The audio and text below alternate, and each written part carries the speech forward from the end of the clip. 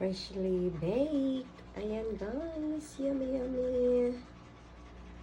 Lagyan ko pa yan ng frosting. At ito na yung aking cupcakes guys. Ayan, nalagyan ko na ng frosting. Ayan, ang ganda-ganda guys. Yummy yummy. Ganyan guys.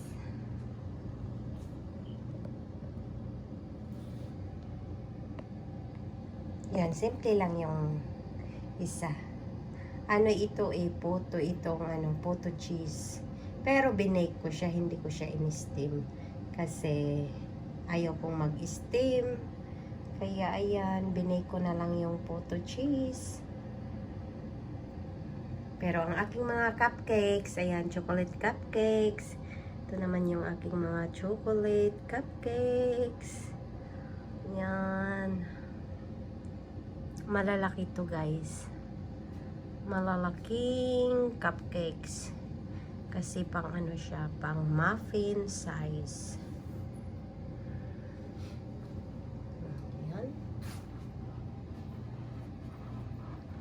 Ang ganda. Ayan. Darling. Kung mga ka-darling.